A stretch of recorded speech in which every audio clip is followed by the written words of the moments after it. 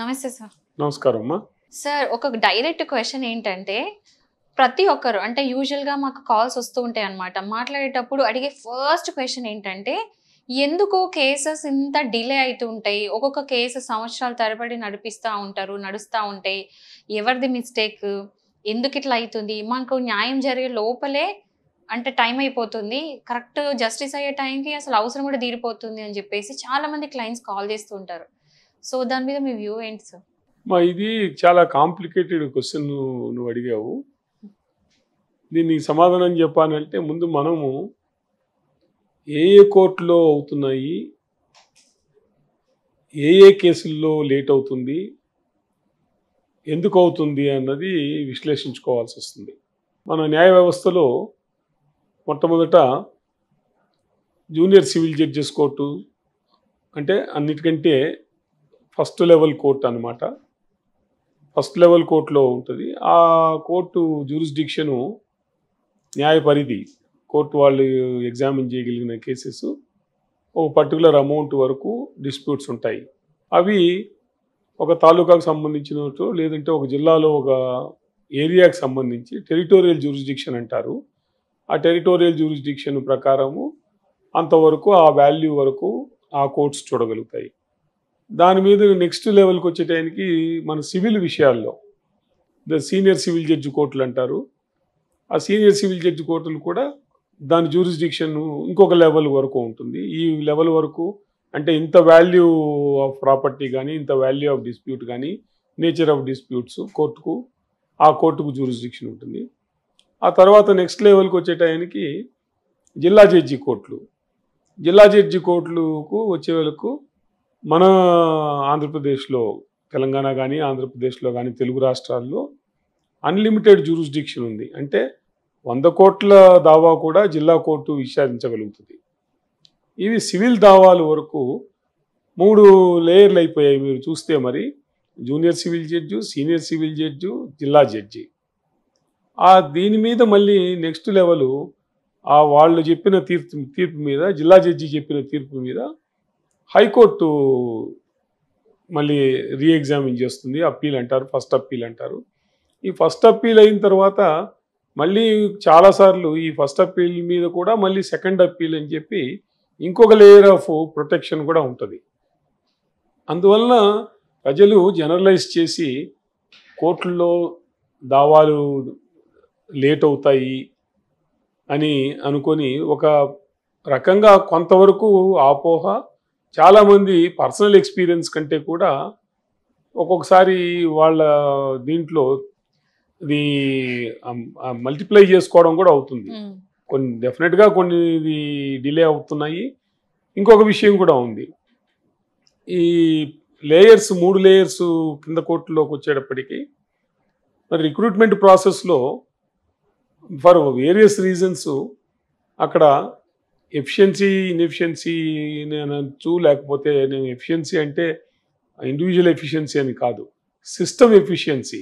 దాంట్లో ఆ రిక్రూట్మెంట్ ప్రాసెస్లో కూడా డిలే అవుతుంది. తర్వాత జిల్లా కోర్టుల్లో కానీ కింద కోర్టుల్లో కానీ వసతులు లేకపోవటము, స్టాఫ్ లేకపోవటము, ఇవన్నీ కూడా కోర్టు పరిధిలో లేని విషయాలు. అంటే రిక్రూట్మెంట్ అన్నదిను అవి కోర్టు పరిధిలో లేని విషయాలు. కోర్టు న్యాయపరంగా న్యాయం చేయటానికి అంటే కోర్టు ప్రొసీడింగ్స్తో సంబంధం లేదు. మనం డిస్టింక్షన్ చేసుకోవాలి. న్యాయ వ్యవస్థకు కావాల్సిన ఇన్ఫ్రాస్ట్రక్చర్ ప్రొవైడ్ చేయటం కానీ, న్యాయ వ్యవస్థకు కావాల్సిన ఇప్పుడు స్టాఫ్ కానీ, రిక్రూట్మెంట్ ప్రాసెస్లో కానీ ఇవన్నిటి కూడా గవర్నమెంట్తో ముడిపడి ఉంది. గవర్నమెంట్తో ముడిపడి ఉంది అంటే మళ్ళీ ఫైనాన్స్తో ముడిపడి ఉంది. దానికిను కోర్టు ఎఫిషియన్సీకి 2 లింక్ పెట్టేసేసి జనరలైజ్ చేసి డిలే అవుతాయి కోర్ట్స్లో అని అంటారు. సో రీసెంట్గా ఒక కేసు చూసిన సార్. ఏంటంటే ఒక 108 ఏజ్డ్ ఒక మ్యాన్, అంటే ఒక పర్సన్ 40 years అనవసరంగా జైల్లో ఉన్నాడు. అండ్ ఎప్పుడో ప్రూవ్ కావాల్సింది. సో అది నాన్ గిల్టీ అని చెప్పి ఇప్పుడు తెలిసింది, నాట్ గిల్టీ అని ఇప్పుడు తెలిసి మొన్న రిలీజ్ అయిండు. సో ఇది దృష్టిలో పెట్టుకొని ఏంటంటే చాలా మంది ఎందుకు ఇంత డిలే అవుతుంది, 40 years is not a joke. అంటే రకరకాలమ్మా. అందులో కూడా ఎట్లా చేయొచ్చు అనుకుంటామంటే, ఇప్పుడు ఎన్ని లేయర్స్ ఆఫ్ చెప్పాను కదా, 40 ఏళ్ళు జైల్లో ఉన్నాడు ఒక వ్యక్తి అంటే అది 99% for of no the reason, టైంలో అది కూడా for no reason. No Because he reason was- అన్నది ఇప్పుడు తేలింది. ఇప్పుడు తేలింది కానీ అలా కాదు కదా. అది మొట్టమొదట ఏం సపోజ్ మర్డర్ కేసు, ఒక వ్యక్తిని ఇంకో వ్యక్తి చంపాడు అన్నది మర్డర్ కేసు అవుతుంది. లేదు ఒక రేప్ కేసు, సీరియస్ అఫెన్సెస్ ఇవి. లేదు ఒక దొమ్మి కేసు, ఒక 10 మంది కలిసి ఆర్గనైజ్డ్ క్రైమ్గా వెళ్ళి ఒక 10 మందిని చచ్చిపోయారు. కింద కోర్టులో విచారించడానికి ఇట్లాంటి కేసుల్లో తొందరపడి గవికిన వెంటనే తీసుకెళ్ళి వాళ్ళని ఏదో చేసేసి హ్యాంగ్ చేసేసి చేయరు. అది మన రాజ్యాంగం ప్రకారం కానీ మన న్యాయ వ్యవస్థ ప్రకారం కానీ న్యాయ ప్రక్రియలో అది కాదు. మన న్యాయ ప్రక్రియ ప్రకారం ఏంటంటే ఫెయిర్ ఆపర్చునిటీ, ఆ మనిషికి తను డిఫెండ్ చేసుకోవటానికి ప్రాసిక్యూషన్ ప్రూవ్ చేయాలి. ఇప్పుడు పోలీస్ వ్యవస్థలో ఇన్వెస్టిగేషన్ ఇంకో ప్రాబ్లం కూడా ఉంది. మన న్యాయ వ్యవస్థ గురించి ప్రజలకు అవగాహన లేకపోవటం. పోలీస్ వ్యవస్థ న్యాయ వ్యవస్థకు సంబంధించింది కాదు, న్యాయశాఖలోకి రాదు పోలీస్ వ్యవస్థ. అది ఇండిపెండెంట్ వ్యవస్థ. వాళ్ళు ఇన్వెస్టిగేషన్ చేసి వాళ్ళు సాక్ష్యాలు తీసుకొచ్చి వాళ్ళు ప్రొడ్యూస్ చేసే సాక్ష్యాల మీద ఆధారపడి ఒక కేసులో శిక్ష వేయటము, శిక్ష వేయకపోవటము, ముద్దాయి కాదా, ఇతను చేశాడా లేదా, నేరం చేశాడా లేదా అన్నది డిసైడ్ అవుతుంది. అది ఎవరు చేయాలి? పోలీసు వాళ్ళు చేయాల్సిన వ్యవస్థ. పోలీసు వాళ్ళు సక్రమంగా చేయకపోయినా, పోలీసు వాళ్ళు సరిగ్గా చెప్పకపోయినా కూడా ఆ రకంగా చూస్తే అది తప్పు ఎవరిది అవుతుంది? ప్రాసిక్యూషన్ అంటే పోలీస్ వ్యవస్థ సంబంధించిన. సో పోలీస్ వ్యవస్థ ఎఫిషియెంట్ గా పనిచేస్తుంది అని మీరు అంటారా అనరా? అదొక పెద్ద $1000 క్వశ్చన్. నా దృష్టిలో మన భారతదేశంలో ఈ మధ్యకాలంలో అంటే 20-25 సంవత్సరాల నుంచి చూస్తే నా దృష్టిలో చాలా పర్సనల్ ఒపీనియన్, పోలీస్ వ్యవస్థ సరిగ్గా పనిచేయట్లేదు. కమిట్మెంట్ లేదు పోలీస్ వ్యవస్థకు అని అనిపించింది.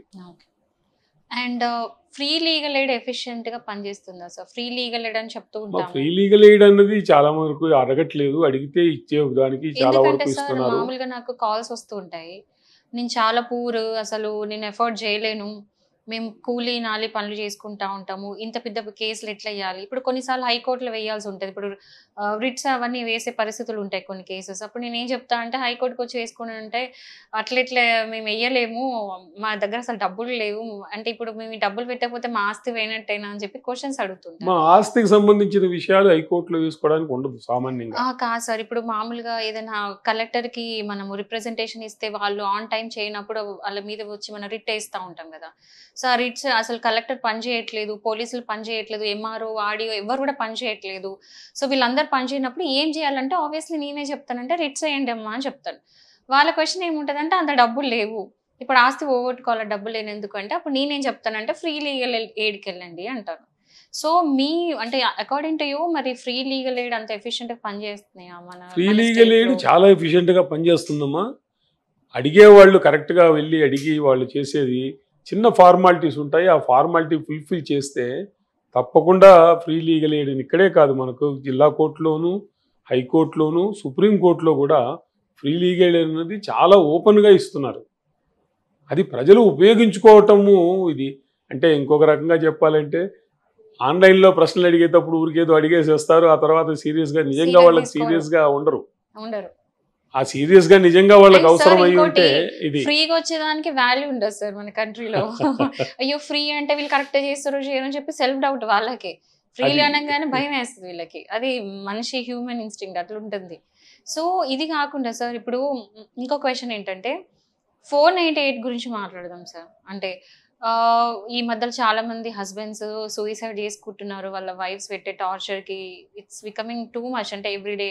అండ్ రేపు మొన్న సుప్రీంకోర్టు చాలా చేంజెస్ తీసుకొచ్చింది, మెయింటెనెన్స్ కేసెస్లో గైడ్ లైన్స్ ఇచ్చారు, అవన్నీ చేశారు. సో మిస్యూజ్ ఆఫ్ లా అవుతుందని చెప్పేసి చాలా మంది వాదన. What you want to say on that sir? Is there misuse of ఈ మిస్యూజ్ ఆఫ్ లా అని సుప్రీంకోర్టు వాళ్ళు ఇప్పుడు అన్నారు. Especially I am talking about 498A గురించే, నేను 498A maintenance cases 498A cases గురించే మాట్లాడుతున్నాను. 498 కేసెస్లో మిస్యూజ్ ఆఫ్ లా అన్నది ఎందుకు వచ్చింది అని అంటే ఇవాళ మిస్యూజ్ ఆఫ్ లా అని అంటున్నారు. ఈ మిస్యూజ్ అన్నది ఎప్పటి నుంచో ఉన్నదే, ఇవాళ కొత్తగా వచ్చింది కాదు. Correct sir, true. ఆ మిస్యూజ్ అన్నది ఎందుకు వచ్చింది అని ఆలోచిస్తే బిగినింగ్లో 498A గురించి 498 సెక్షన్ను ఛాలెంజ్ చేసినప్పుడు, లేకపోతే 498 కేసులు చాలాసార్లు మొట్టమొదట్లో సుప్రీంకోర్టుకి వెళ్ళినప్పుడు ఇదే 498A కేసులో మంచి మంచి కేసులను కూడా కొట్టేసేసి, అంటే మన సొసైటీలో మన సంఘంలో ఆడపిల్లలకు ఒక రకమైన బయాస్ ఆడపిల్ల ఫేవర్లో ఉంది, మనకు సొసైటీలోనే ఉంది. అది ఎక్కడ కూడా అది మోర్ ప్రొటెక్టివ్గా చూడాలి, వాళ్ళు వీకర్ సెక్షన్ ఒక బ్రాండ్ చేసి వీళ్ళని ప్రొటెక్టివ్గా చూడాలి అనే ఉద్దేశంతో అంతకుముందు వచ్చిన జడ్జిమెంట్స్ అన్నీ, మరి ఈ మధ్యన వచ్చిన జడ్జిమెంట్స్ ఏమో 498A మిస్యూజ్ చేస్తున్నారు అన్నారు. అంత మునుపు ఏమో 498A చాలా మంచి సెక్షను, 498A అందరినీ ప్రొటెక్ట్ చేస్తుందని చాలా సంవత్సరాలు ఆ జడ్జిమెంట్స్ మూలంగా ఆ కాలంలో అది డిమాండ్. ఆ జడ్జిమెంట్స్ రావడం వల్ల ఆ జడ్జిమెంట్స్ను కింద కోర్టులు వాళ్ళు ఫాలో అవ్వడం వలన, అంటే బైండింగ్ నేచర్ అమ్మా. ఇప్పుడు సుప్రీంకోర్టు ఒక మాట చెప్పింది అంటే ఆ లా డిక్లేర్డ్ అంటారు, అది మొత్తం అన్ని కింద కోర్టులన్నీ పాటించాల్సిందే, రైటో రాంగో.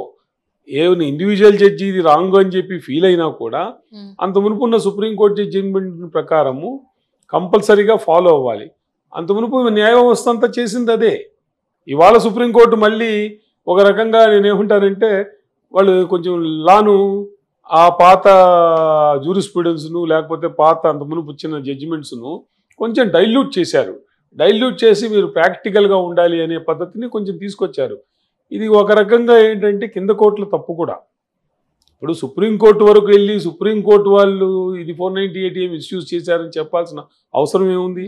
కింద లెవెల్లో ప్రతి కోర్టు కూడా ఏ కేసుగా కేసు, ఈ కేసులో న్యాయం ధర్మం ఏమిటి అనేది క్షుణ్ణంగా పరిశీలించి దాని మీద పోవాలి. కానీ సుప్రీంకోర్టు అంతముందు ఏదో ఒక లైన్లో ఎక్కడో ఒక చోట ఈ 498A స్ట్రిక్ట్గా చూడాలి అని ఏదో అన్నారని చెప్పి ఆ సెక్షన్ ఆ సెంటెన్స్ను పట్టుకొని జడ్జిమెంట్లు చెప్పే బదులు ఏ కేసుకి ఆ కేసు, ఈ కేసులో ఈ చేసిన పర్టికులర్ కేసులో ఈ సర్కమ్స్టెన్సెస్లో ఏది ధర్మం ఏది న్యాయం అన్నది జడ్జిలు ఆలోచించాలి. ఆ సెన్సిటివిటీ జడ్జెస్కు ఉండాలి, ఆ జడ్జెస్కు చేసే వాళ్లకు ట్రైనింగ్ కూడా ఇవ్వాలి.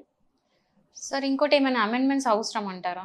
అమ్మ ఉన్న లాసే ఎక్కువ ఉన్నాయి ఇప్పటి వరకు, వాటిని జాగ్రత్తగా ఉపయోగించుకొని జాగ్రత్తగా వాటిని ఇది చేస్తే ఇంతకంటే ఏమి ఎక్కువ అక్కర్లేదు.